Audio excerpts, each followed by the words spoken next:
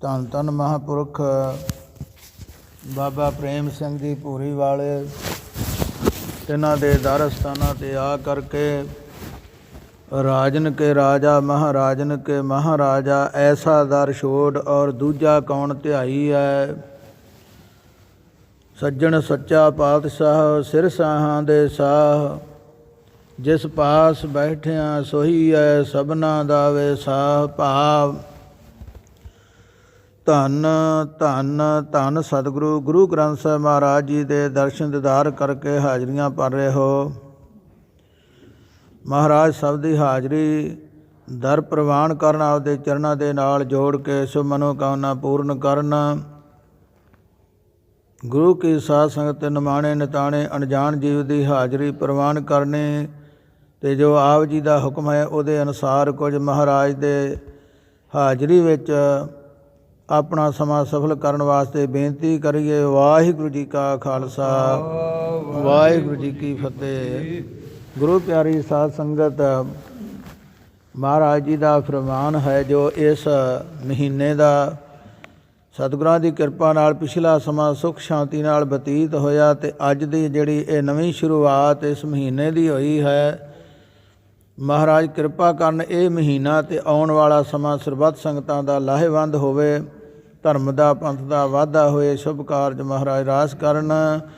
ਗੁਰੂ ਪਿਆਰੀ ਸਾਧ ਸੰਗਤ, ਜਿਵੇਂ ਚੇਤ ਤੋਂ ਮਹਾਰਾਜ ਪੰਜਵੇਂ ਪਾਤਸ਼ਾਹ ਸਾਹਿਬ ਸ੍ਰੀ ਗੁਰੂ ਅਰਜਨ ਦੇਵ ਮਹਾਰਾਜ ਜੀ ਨੇ ਇਸ 12 ਮਹਾਂ ਬਾਣੀ ਦੀ ਰਚਨਾ ਆਰੰਭ ਕੀਤੀ ਹੈ, ਜੋ ਕਿ ਆਪ ਜੀ ਨੇ ਅੱਗੇ ਵੀ ਇਹ ਸਰਵਣ ਕੀਤਾ ਹੈ ਕਿ ਧੰਨ ਗੁਰੂ ਨਾਨਕ ਦੇਵ ਮਹਾਰਾਜ ਜੀ ਦਾ ਤੁਖਾਰੀ ਰਾਗ ਵਿੱਚ ਉਚਾਰਨ ਕੀਤਾ ਹੋਇਆ 12ਵਾਂ ਜਿਹੜਾ ਸੀ ਸਿੱਖ ਸੰਗਤਾਂ ਦੇ ਅਤੇ ਮਹਾਂਪੁਰਖ ਬਾਬਾ ਬੁੱਢਾ ਸਾਹਿਬ ਜੀ, ਭਾਈ ਗੁਰਦਾਸ ਜੀ ਵਰਗੇ ਮਹਾਂਪੁਰਖਾਂ ਦੇ ਕਹਿਣ 'ਤੇ ਸੰਗਤਾਂ ਦੇ ਭਲੇ ਵਾਸਤੇ, ਸੋਝੀ ਵਾਸਤੇ ਫਿਰ ਪੰਜਵੇਂ ਪਾਤਸ਼ਾਹ ਕੋਲ ਬੇਨਤੀ ਕੀਤੀ, ਮਹਾਰਾਜ ਉਸ ਬਾਣੀ ਦੇ ਸਾਨੂੰ ਸਿਖਾਉਣ ਜਿਹੜੇ ਹਨ ਬਚਨ ਦੱਸਣਾ ਕਰੋ, ਕਿਉਂਕਿ ਜੋ ਹਰੇਕ ਨੂੰ ਸੌਖੀ ਸਮਝ ਲੱਗ ਜਾਵੇ। ਅਤੇ ਪੰਜਵੇਂ ਪਾਤਸ਼ਾਹ ਮਹਾਰਾਜ ਜੀ ਨੇ ਇਹ ਮਾਝ ਰਾਗ ਦੇ ਵਿੱਚ ਇਸ ਬਾਣੀ ਦੀ ਰਚਨਾ ਕੀਤੀ ਹੈ। ਅਤੇ ਗੁਰੂ ਪਿਆਰੀ ਸਾਧ ਸੰਗਤ, ਇਹਦਾ ਨਾਂ ਜੋ ਮੱਘਰ ਆਪਾਂ ਕਹਿ ਦਿੰਦੇ ਹਾਂ, ਅਤੇ ਜਿਹੜਾ ਅਸਲ ਅੱਖਰੀ ਅਰਥ ਦਾ ਵਿਦਵਾਨਾਂ ਨੇ ਦੱਸਿਆ ਹੈ, ਮਹਾਂਪੁਰਖਾਂ ਨੇ। ਅਤੇ ਮੰਗਰ ਤੋਂ ਭਾਵ ਇਹ ਹੁੰਦਾ ਹੈ ਕਿ ਜਿਹੜਾ ਮਨ ਘਰ ਜਾਂ ਮੇਰਾ ਘਰ, ਕਿਉਂਕਿ ਜਿਹੜਾ ਸਾਡਾ ਮਨ ਹੈ ਇਹਦਾ ਹੀ ਵੱਡਾ, ਸਭ ਤੋਂ ਵੱਡਾ ਕਾਰਨ ਹੈ। ਇਹਨੂੰ ਹੀ ਵਸ ਕਰਨ ਦੇ ਵਾਸਤੇ ਜਿੰਨੇ ਯਤਨ ਹੋ ਰਹੇ ਹਨ, ਕੋਈ ਰਿਸ਼ਤੇਦਾਰ ਨੂੰ ਯਾਦ ਕਰਨਾ ਹੋਵੇ, ਕਿਸੇ ਨੂੰ ਹੋਰ ਆਵਾਜ਼ ਮਾਰਨੀ ਹੋਵੇ, ਕਿਸੇ ਨਾਲ ਮਿਲਣਾ ਹੋਵੇ, ਅਤੇ ਉਹਦੇ ਵਾਸਤੇ ਕੋਈ ਬਹੁਤੇ ਜੋ ਕੀਰਤਨ ਕਰਨੇ, ਕਥਾ ਕਰਨੀਆਂ, ਹੋਰ ਕੋਈ ਲੋੜ ਨਹੀਂ ਪੈਂਦੀ। ਉਹਦਾ ਆਪਣੇ ਆਪ ਹੀ ਕਈ ਵਾਰ ਚੇਤਾ ਰਹਿੰਦਾ, ਉੱਧਰ ਮਨ ਲੱਗਾ ਉੱਧਰ ਹੋ ਜਾਂਦਾ ਹੈ, ਉਸ ਪਾਸੇ ਝੁਕ ਜਾਂਦਾ ਹੈ। ਅਤੇ ਗੁਰੂ ਕੀ ਸਾਧ ਸੰਗਤ, ਇੱਕ ਮਨ ਨੂੰ ਚੰਗੇ ਪਾਸੇ ਪਰਮੇਸ਼ਰ ਨਾਲ ਲਾਉਣਾ, ਜਿੱਥੋਂ ਆਇਆ ਹੈ ਉਹਦੇ ਨਾਲ ਜੁੜਨ ਵਾਸਤੇ ਹੀ ਇਹ ਜੋ ਵੀ ਸਮਾਗਮ, ਜੋ ਗੁਰੂ ਕੇ ਦਰਬਾਰ ਵਿੱਚ ਹਾਜ਼ਰੀਆਂ ਭਰਨੀਆਂ, ਸੇਵਾ ਕਰਨੀ, ਇਹਦਾ ਵੱਡਾ ਕਾਰਨ ਇਹੀ ਹੈ ਕਿ ਇਹ ਮਨ ਜਿਹੜਾ ਦਹਿ ਦਿਸ ਭੱਜਾ ਫਿਰਦਾ ਹੈ, ਇੱਕ ਥਾਂ ਟਿਕ ਜਾਵੇ। ਅਤੇ ਸਤਿਗੁਰੂ ਜੀ ਕਥਨ ਕੀਤਾ ਹੈ ਕਿ ਇਹ ਮਨ ਆਪਣੇ ਘਰ ਵਿੱਚ ਆ ਜਾਵੇ। ਜੋ ਇਹ ਕਹਿੰਦਾ ਮੇਰਾ ਘਰ, ਮੇਰੀ ਜ਼ਮੀਨ, ਮੇਰੀ ਜਾਇਦਾਦ ਹੈ, ਪਰ ਇਹਨੂੰ ਇਹ ਨਹੀਂ ਪਤਾ ਮੇਰਾ ਅਸਲ ਘਰ ਕੀ ਹੈ। ਸਤਿਗੁਰੂ ਜੀ ਕਥਨ ਕਰਦੇ, ਜੋ ਘਰ ਛੱਡ ਗਵਾਵਣਾ, ਸੋ ਲੱਗਾ ਮਨ ਮਾਹੇ, ਜਿੱਥੇ ਜਾਏ ਤੁਧ ਵਰਤਣਾ, ਤਿਸ ਕੀ ਚਿੰਤਾ ਨਾ ਹੈ। ਕਹਿੰਦੇ ਜਿਹੜਾ ਹੋਰ ਘਰ ਤੋਂ ਬਣਾਈ ਫਿਰਦਾ ਹੈ, ਇਹ ਤੇ ਤੂੰ ਇੱਕ ਦਿਨ ਛੱਡ ਜਾਣਾ ਹੈ, ਤੇਰੇ ਨਾਲ ਸਦਾ ਇਹਦਾ ਸੁੱਖ ਰਹਿਣਾ ਨਹੀਂ। ਇੱਥੇ ਹੁੰਦੀਆਂ ਹੀ ਸੰਸਾਰ ਵਿੱਚ ਜਿਉਂ-ਜਿਉਂ ਅਵਸਥਾ ਵੱਡੀ ਹੁੰਦੀ ਹੈ, ਅਗਲੇ ਪਰਿਵਾਰ ਦੀ ਜ਼ਿੰਮੇਵਾਰੀ ਬਣ ਜਾਂਦੀ ਹੈ, ਅਤੇ ਤੈਨੂੰ ਉਸੇ ਵੇਲੇ ਇਹਦੇ ਤੋਂ ਪਿਛਾਂਹ ਹੋਣਾ ਆਰੰਭ ਹੋ ਜਾਂਦਾ ਹੈ। ਸਮਾਂ ਜਿਹੜਾ ਤੇ ਤੋਂ ਸੋਝੀ ਆਉਣੀ ਸ਼ੁਰੂ ਹੋ ਜਾਣੀ ਚਾਹੀਦੀ ਹੈ। ਪਰ ਜੀਵ ਜਿਉਂ-ਜਿਉਂ ਪੁਰਾਣਾ ਹੁੰਦਾ ਹੈ, ਤਿਉਂ-ਤਿਉਂ ਇਹਦਾ ਲਾਲਚ, ਇਹਦਾ ਮੋਹ ਹੋਰ ਵੱਧਦਾ ਹੈ, ਇਹਨੂੰ ਜ਼ਿਆਦਾ ਚਿੰਤਾ ਲੱਗੀ ਰਹਿੰਦੀ ਹੈ। ਅਤੇ ਸਤਿਗੁਰੂ ਜੀ ਕਹਿੰਦੇ, ਆਹਾਰ ਸਭ ਕਰਦਾ ਫਿਰੇ, ਆਹਾਰ ਇੱਕ ਨਾ ਹੋਏ। ਹੋਰ ਸਾਰੇ ਆਹਾਰ ਕਰਦਾ ਹੈ, ਪਰ ਜਿਹੜੇ ਆਹਾਰ ਵਿੱਚ ਰੁੱਝਣਾ ਹੈ ਉਹ ਕਰਦਾ ਨਹੀਂ। ਅਤੇ ਮਹਾਰਾਜ ਜੀ ਨੇ ਸਾਡੇ 'ਤੇ ਕਿਰਪਾ ਕਰਕੇ ਦੱਸਣਾ ਕੀਤਾ ਹੈ, ਭਾਈ ਇਹ ਮਹੀਨਾ ਉਹਨਾਂ ਦਾ ਸਫਲ ਹੈ ਜਿਨ੍ਹਾਂ ਦਾ ਮਨ ਆਪਣੇ ਘਰ ਵਿੱਚ ਟਿਕ ਗਿਆ। ਮਨ ਘਰ ਜਿਹੜਾ ਹੈ ਉਹ ਆਪਣੇ ਘਰ ਵਿੱਚ ਆ ਜਾਵੇ। ਜਿਹੜਾ ਕਹਿੰਦਾ ਮੇਰਾ ਘਰ ਹੈ, ਅਸਲ ਮੇਰਾ ਘਰ ਤੇ ਉਹ ਹੈ ਜਿਹੜਾ ਨਿੱਜ ਘਰ ਹੈ।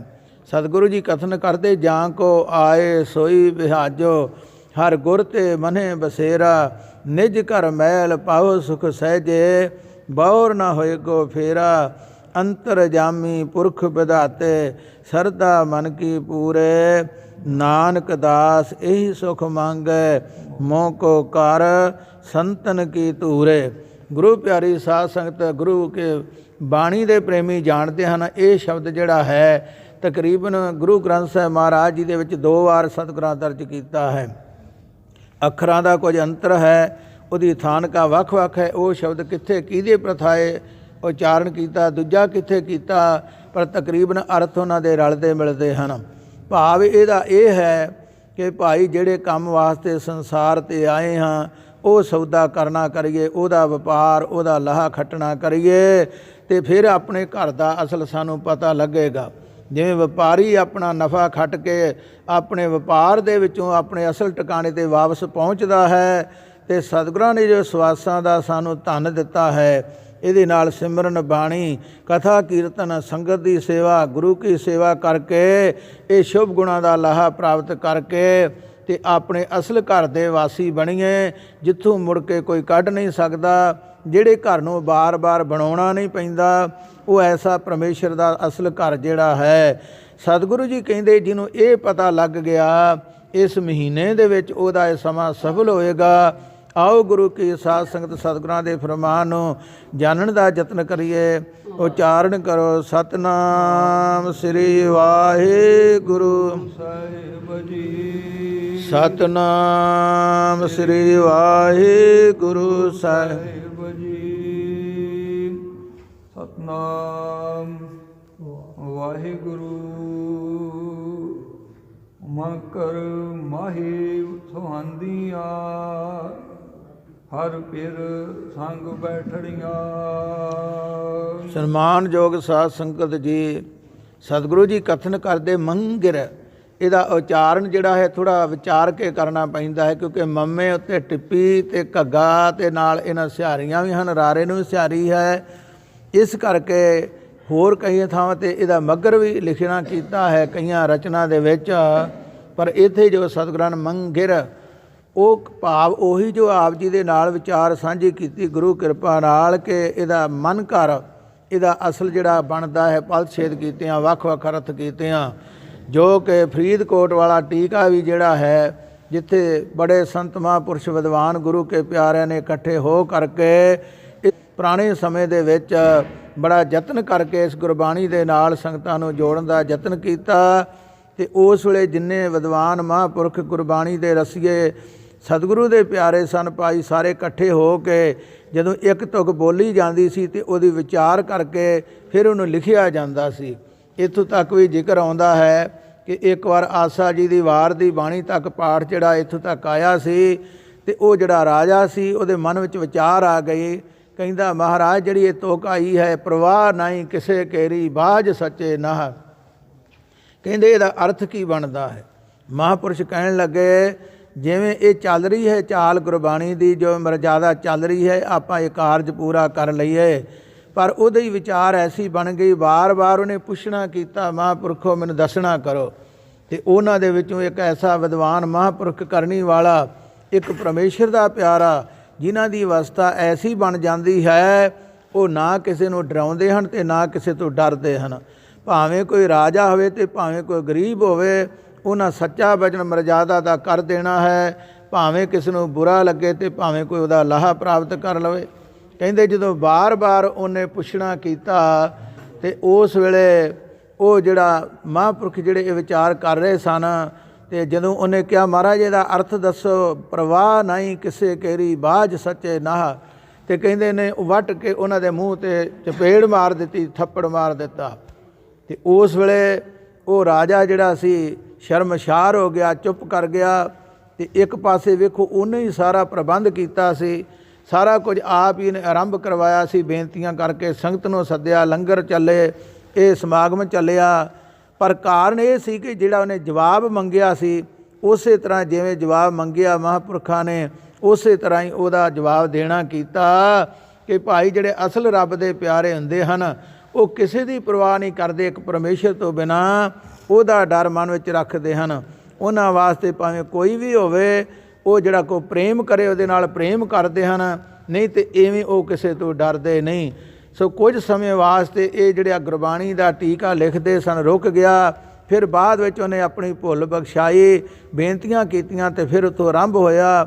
ਭਾਵ ਸਭ ਤੋਂ ਪਹਿਲਾਂ ਗੁਰਬਾਣੀ ਦਾ ਉਹ ਟੀਕਾ ਲਿਖਿਆ ਗਿਆ ਹੈ ਅਰਥਾਂ ਵਾਲਾ, ਬਹੁਤ ਵੱਡੇ ਆਕਾਰ ਵਿੱਚ ਹੈ ਜੇ, ਤੇ ਬਾਕੀ ਉਹ ਭਾਸ਼ਾ ਹਿੰਦੀ ਵਿੱਚ ਹੈ। ਭਾਵ ਕਹਿਣ ਦਾ ਕਿ ਉੱਥੇ ਵੀ ਉਹਨਾਂ ਇਹੀ ਅਰਥ ਕੀਤਾ ਮੰਗਿਰ ਤੋਂ ਭਾਵ ਕਿ ਮਨ ਘਰ, ਇਹ ਮੇਰਾ ਘਰ ਜਿਹੜਾ ਹੈ ਇਹਦੀ ਪਛਾਣ ਕਰੀਏ। ਹੁਣ ਆਪ ਜੀ ਨੇ ਸ਼ਰਵਣ ਕੀਤਾ ਮੰਗਿਰ ਮਾਹੇ ਸੁਹੰਦੀਆਂ ਹਰ ਪਿਰ ਸੰਗ ਬੈਠੜੀਆਂ।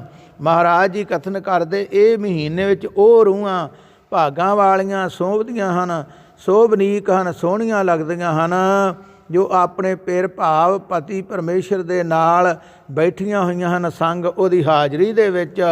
ਕਿਉਂਕਿ ਹੁਣੇ ਆਪ ਜੀ ਨੇ ਸਰਵਣ ਕੀਤਾ ਸੱਜਣ ਸੱਚਾ ਪਾਤਸ਼ਾਹ ਸਿਰ ਸਾਹਾਂ ਦੇ ਸਾਹ, ਜਿਸ ਪਾਸ ਬੈਠਿਆਂ ਸੋਹੀ ਆਇ ਸਭਨਾ ਦਾ ਵੇ ਸਾਹ। ਆਪ ਸੰਗਤਾਂ ਜਾਣਦੀਆਂ ਹੋ ਕਿ ਬਗਾਨੇ ਪੁਰਸ਼ ਦੇ ਲਾਗੇ ਕੋਈ ਬਹਿ ਜਾਵੇ ਤੇ ਆਮ ਚਰਚਾ ਸ਼ੁਰੂ ਹੋ ਜਾਂਦੀ ਹੈ। ਭਾਵੇਂ ਇਹ ਨਹੀਂ ਪਤਾ ਕੋਈ ਧਾਰਮਿਕ ਹੀ ਵਿਚਾਰ ਚੱਲਦੀ ਹੋਵੇ, ਕੋਈ ਰੱਬ ਦੇ ਘਰ ਦੀ ਗੱਲ ਚੱਲਦੀ ਹੋਵੇ, ਪਰ ਮਾਲੇ ਮਨਾਂ ਵਾਲੇ ਜਿਹੜੇ ਮੈਲੇ ਜੀਵ ਹਨ ਉਹ ਉਲਟ ਵਿਚਾਰਾਂ ਸੋਚ ਲੈਂਦੇ ਹਨ। ਪਰ ਧੰਨ ਸਤਿਗੁਰੂ ਸੱਚੇ ਪਾਤਸ਼ਾਹ ਜੀ ਦੀ ਹਜ਼ੂਰੀ ਐਸੀ ਹੈ, ਜਿਹੜਾ ਵੀ ਇੱਥੇ ਆ ਕੇ ਹਾਜ਼ਰੀ ਭਰਦਾ ਹੈ ਉਹਨੂੰ ਕੋਈ ਮਾੜਾ ਨਹੀਂ ਕਹਿੰਦਾ। ਮਹਾਰਾਜ ਜੀ ਦਾ ਕਥਨ ਹੈ, ਜੇ ਦਰ ਆਵਤ ਜਾਤਿਓਂ ਹਟਕੇ ਨਾਹੀ ਕੋਏ, ਸੋ ਦਰ ਕੈਸੇ ਛੋਡੀਐ ਜੋ ਦਰ ਐਸਾ ਹੋਏ। ਜਿੱਥੋਂ ਕੋਈ ਰੋਕ ਨਹੀਂ ਸਕਦਾ ਤੂੰ ਕਿਉਂ ਆਇਆ ਹੈ। ਇਸ ਕਰਕੇ ਸਤਿਗੁਰੂ ਜੀ ਕਹਿੰਦੇ ਮਹਾਰਾਜ ਭਾਈ ਉਹ ਦਰ ਕਦੇ ਛੱਡੋ ਨਾ।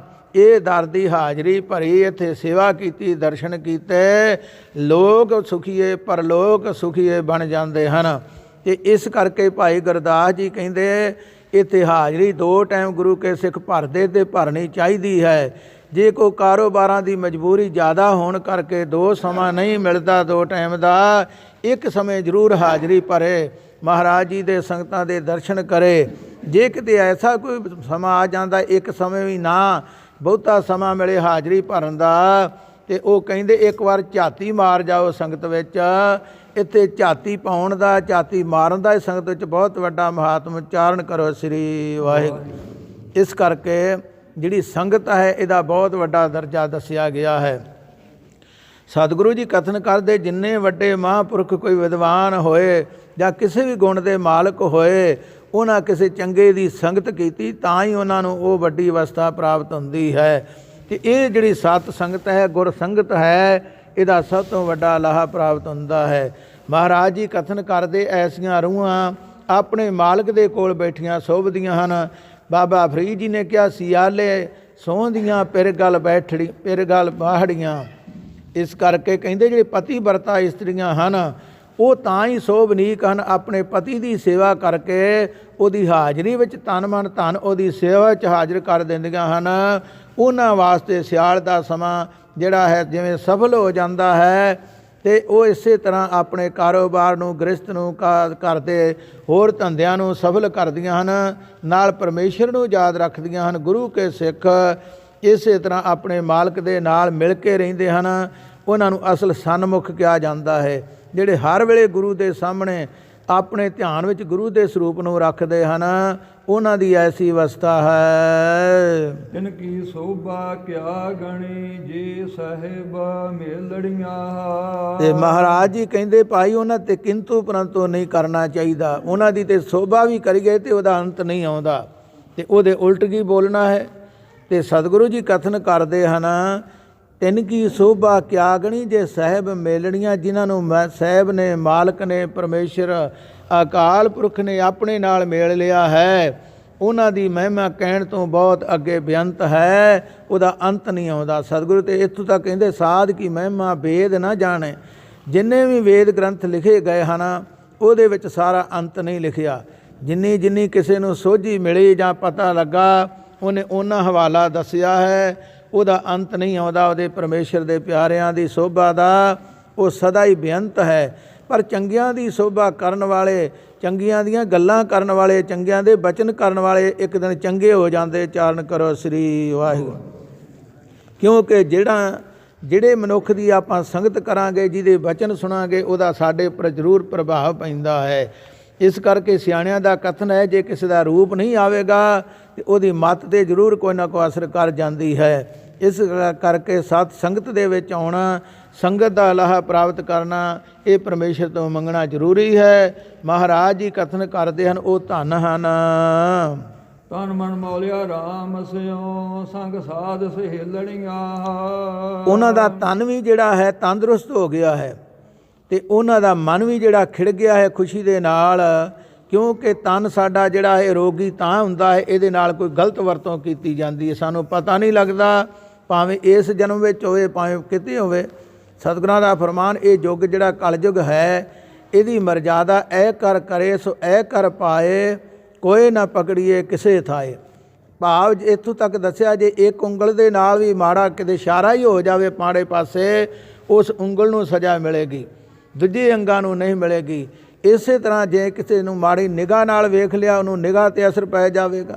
ਅਸੀਂ ਚੁਗਲੀ ਨਿੰਦਿਆ ਸੁਣਦੇ ਹਾਂ, ਸਾਡੇ ਕੰਨਾਂ 'ਤੇ ਅਸਰ ਪੈ ਜਾਂਦਾ ਹੈ। ਮਨ ਜਿਹੜਾ ਮਾੜੇ ਪਾਸੇ ਜਦੋਂ ਝੁਕਦਾ ਹੈ, ਇਹ ਮੈਲਾ ਹੋ ਜਾਂਦਾ ਹੈ। ਸਤਿਗੁਰੂ ਜੀ ਕਥਨ ਕਰਦੇ ਹਨ, ਇਸ ਕਰਕੇ ਕਿ ਉਹ ਜਿਹੜੇ ਪਰਮੇਸ਼ਰ ਦੇ ਪਿਆਰੇ ਹਨ ਕਿ ਭਾਈ ਉਹਨਾਂ 'ਤੇ ਕਿਰਪਾ ਹੋ ਜਾਂਦੀ। ਦੁਬਾਰਾ ਇੱਕ ਵਾਰੇ ਫਿਰ ਤੁਗਨੋਂ ਸੋਨਾ ਕਰੀਏ।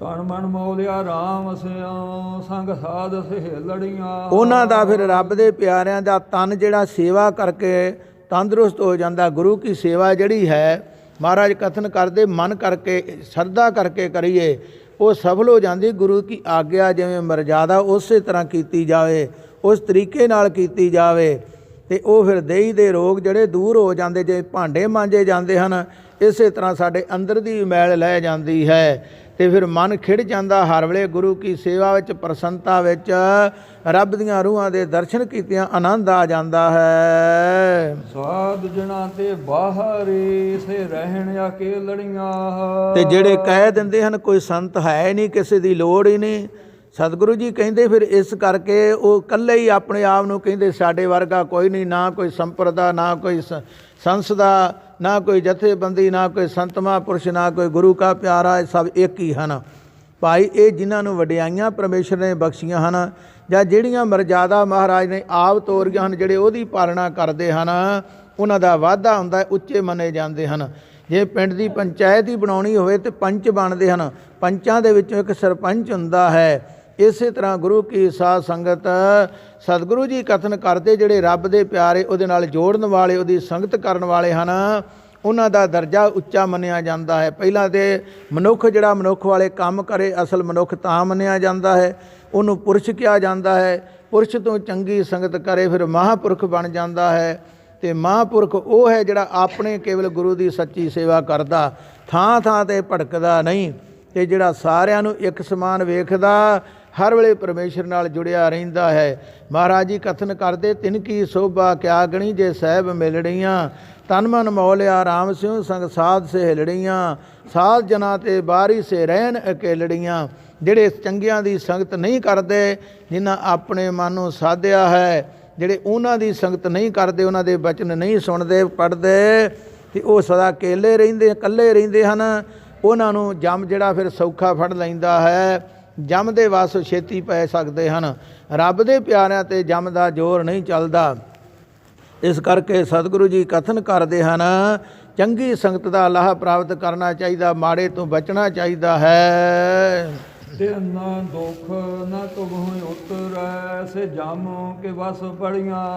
ਮਹਾਰਾਜ ਜੀ ਕਥਨ ਕਰਦੇ, ਜਿਹੜੇ ਫਿਰ ਕਿੰਤੂ ਪਰੰਤੂ ਕਰਨ ਵਾਲੇ ਹਨ ਭਾਈ, ਕਈਆਂ ਗੱਲਾਂ ਦਾ ਸਾਨੂੰ ਪਤਾ ਵੀ ਨਹੀਂ ਹੁੰਦਾ, ਸੁਣੀ ਸੁਣਾਈ ਗੱਲ 'ਤੇ ਬਹਿਸਬਾਜ਼ੀ ਕਰੀ ਜਾਂਦੇ ਹਾਂ। ਜਿਵੇਂ ਅੱਜ ਦੇ ਸਮੇਂ ਵਿੱਚ ਕਈ ਬਾਣੀਆਂ 'ਤੇ ਤਰਕ ਕਰਦੇ ਹਨ। ਬਾਣੀ 'ਤੇ ਸਾਨੂੰ ਗੁਰੂ ਗ੍ਰੰਥ ਸਾਹਿਬ ਜੀ ਦਾ ਕੇਵਲ ਪਤਾ ਨਹੀਂ ਕਿ ਕੀ ਇਹਨਾਂ ਆਖਿਆ ਹੈ, ਕੀ ਇਹਦੇ ਵਿੱਚ ਸਾਨੂੰ ਸਿੱਖਿਆ ਮਿਲੀ ਹੈ। ਇੱਥੇ ਵਿੱਚ ਏਡੇ ਵੱਡੇ ਸਮੁੰਦਰ ਦੇ ਵਿੱਚ ਕੋਈ ਮਹਾਰਾਜ ਨੇ ਗੱਲ ਛੱਡੀ ਨਹੀਂ ਸਾਨੂੰ ਸਮਝਾਉਣ ਵਾਸਤੇ।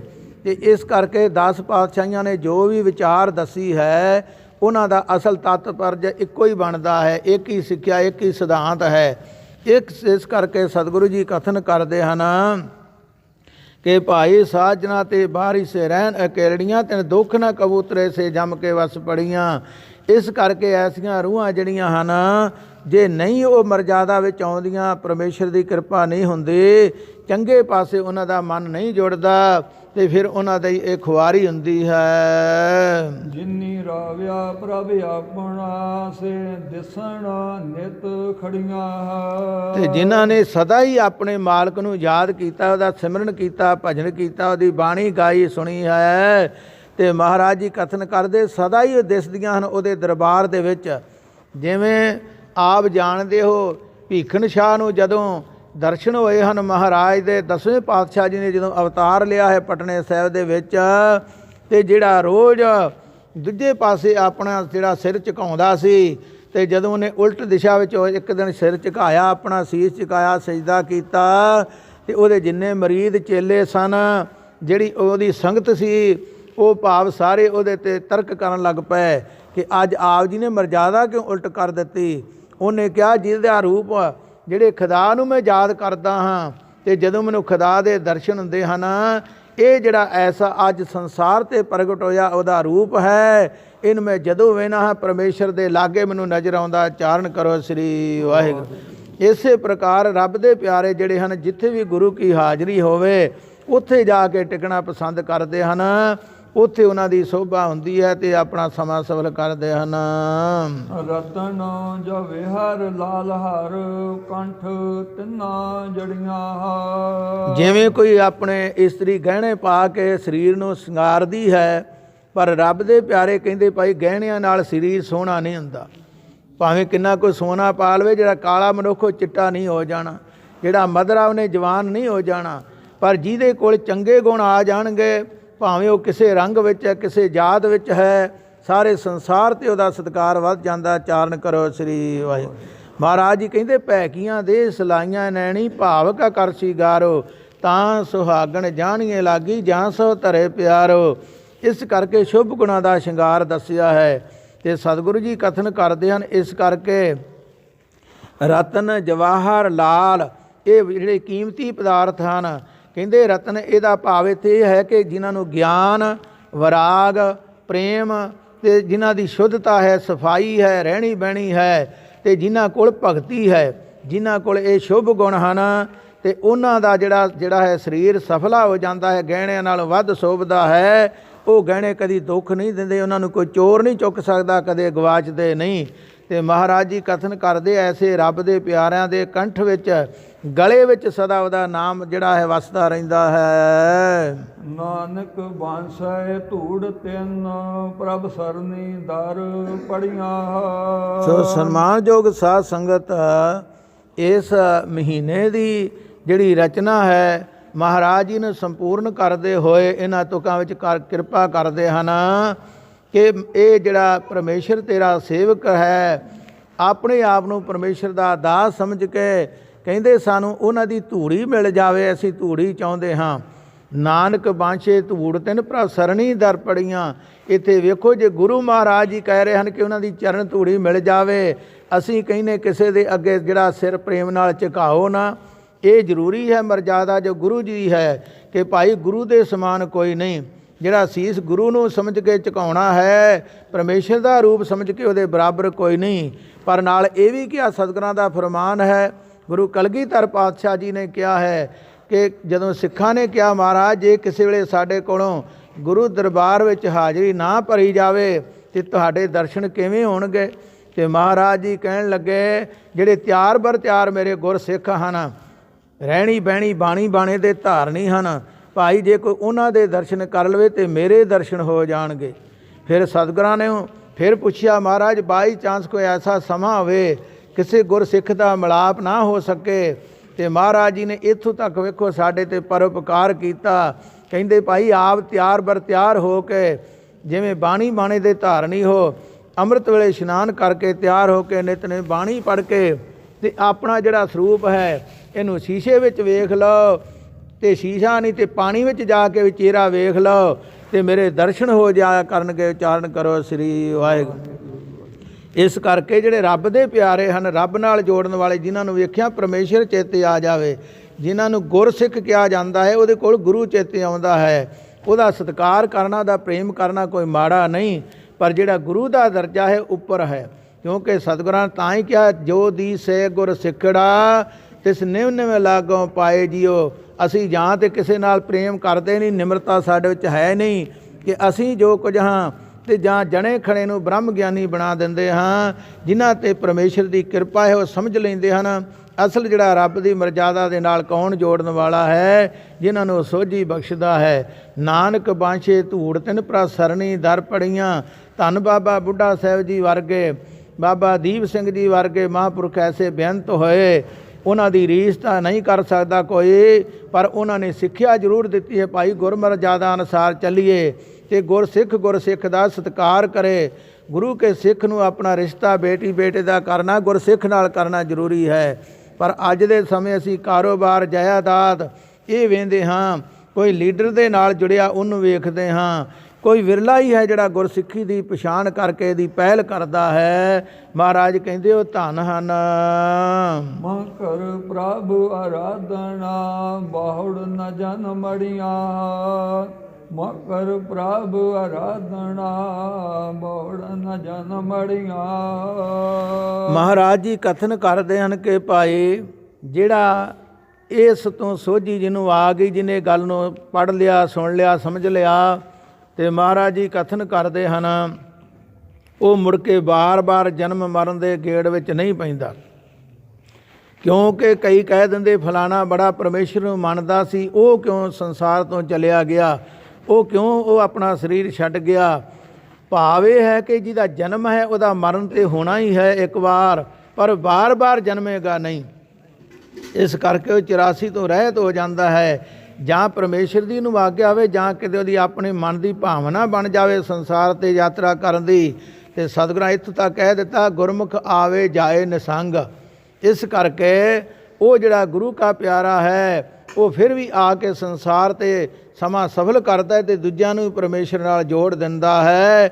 ਇਹ ਗੁਰੂ ਕੀ ਰਚਨਾ ਗੁਰੂ ਹੀ ਜਾਣਦਾ ਹੈ, ਅਤੇ ਜਿੱਦਾਂ 'ਤੇ ਉਹ ਕਿਰਪਾ ਕਰਦਾ ਫਿਰ ਉਹਨਾਂ ਨੂੰ ਵੀ ਸਮਝੀ ਦੇ ਦਿੰਦਾ ਹੈ। ਇਸ ਕਰਕੇ ਗੁਰੂ ਪਿਆਰੀ ਸਾਧ ਸੰਗਤ ਮਹਾਰਾਜ ਦੇ ਅੱਗੇ ਬੇਨਤੀ ਕਰੀਏ, ਮਹਾਰਾਜ ਕਿਰਪਾ ਕਰੋ, ਜੋ ਆਪ ਜੀ ਦਾ ਇਹ ਸੱਚਾ ਫਰਮਾਨ ਹੈ, ਸਾਨੂੰ ਇਹ ਪੜ੍ਹ ਸੁਣ ਕੇ ਇਹਦੇ ਅਨੁਸਾਰ ਜੀਵਨ ਆਪਣਾ ਢਾਲਣ ਦੀ ਜਿਹੜੀ ਹੈ ਸੋਝੀ ਆ ਜਾਵੇ, ਅਤੇ ਧਰਮ ਦਾ ਪੰਥ ਦਾ ਵਾਧਾ ਹੋਵੇ, ਏਕਤਾ ਹੋਵੇ। ਗੁਰੂ ਪਿਆਰੀ ਸਾਧ ਸੰਗਤ ਇਹਦੇ ਨਾਲ ਹੀ ਨਿਮਾਣਾ ਨਿਤਾਣਾ ਅਣਜਾਣ ਜੀਵ ਆਪ ਜੀ ਤੋਂ ਖਿਮਾ ਦਾ ਜਾਚਕ ਹੈ। ਇੰਨੇ ਸਮੇਂ ਵਿੱਚ ਇੰਨਾ ਕੁਝ ਕਹਿੰਦਿਆਂ ਹੋਇਆਂ ਬਹੁਤ ਗੁਨਾਹ ਗਲਤੀਆਂ ਹੋਈਆਂ, ਅਤੇ ਬਖਸ਼ ਲੈਣਾ ਔਗਣਾਂ ਨੂੰ, ਅੱਗੇ ਤੋਂ ਸੋਝੀ ਬਖਸ਼ਣੀ, ਔਗਣਾਂ ਨੂੰ ਨਾ ਚਿਤਾਰਨਾ। ਮਹਾਰਾਜ ਕਿਰਪਾ ਕਰਨਾ। ਜਿਨ੍ਹਾਂ ਗੁਰਮੁਖਾਂ ਪਿਆਰਿਆਂ ਗੁਰਬਾਣੀ ਦਾ ਸਤਿਕਾਰ ਕੀਤਾ, ਭਾਈ ਸਰਬੱਤ ਦੀ ਹਾਜ਼ਰੀ ਸਤਿਗੁਰੂ ਪ੍ਰਵਾਨ ਕਰਨ। ਇਸੇ ਤਰ੍ਹਾਂ ਗੁਰੂ ਘਰ ਦੀ ਸੇਵਾ ਵੱਧ ਤੋਂ ਵੱਧ ਮਹਾਰਾਜ ਬਖਸ਼ਿਸ਼ ਕਰਨ ਵਾਸਤੇ ਸੇਵਕਾਂ ਨੂੰ, ਅਤੇ ਚੜ੍ਹਦੀਆਂ ਕਲਾ ਬਖਸ਼ਿਸ਼ ਕਰਨ। ਹੁਣ ਕੜਾਹ ਪ੍ਰਸ਼ਾਦ ਦੀ ਦੇਗ ਵਰਤਰੀ ਉਪਰੰਤ ਗੁਰੂ ਕੇ ਸੇਵਕਾਂ ਨੇ ਗੁਰੂ ਕੇ ਲੰਗਰ ਵਿੱਚ ਜੋ ਜਲ ਪਾਣੀ ਦਾ ਪ੍ਰਬੰਧ ਕੀਤਾ ਹੈ, ਦੇਗ ਪ੍ਰਾਪਤ ਕਰਕੇ ਉੱਥੇ ਹਾਜ਼ਰੀਆਂ ਲਵਾਓ। ਮਹਾਰਾਜ ਕਿਰਪਾ ਕਰਨ, ਭੁੱਲਾਂ ਚੁੱਕਾਂ ਦੀ ਦੁਬਾਰਾ ਖਿਮਾ। ਨਾਨਕ ਨਾਮ ਚੜ੍ਹਦੀ ਕਲਾ, ਤੇਰੇ ਭਾਣੇ ਸਰਬੱਤ ਦਾ ਭਲਾ। ਜੋ ਬੋਲੇ ਸੋ ਨਿਹਾਲ। ਸਤਿ ਸ੍ਰੀ ਅਕਾਲ। ਵਾਹਿਗੁਰੂ ਜੀ ਕਾ ਖਾਲਸਾ, ਵਾਹਿਗੁਰੂ ਜੀ ਕੀ ਫਤਿਹ।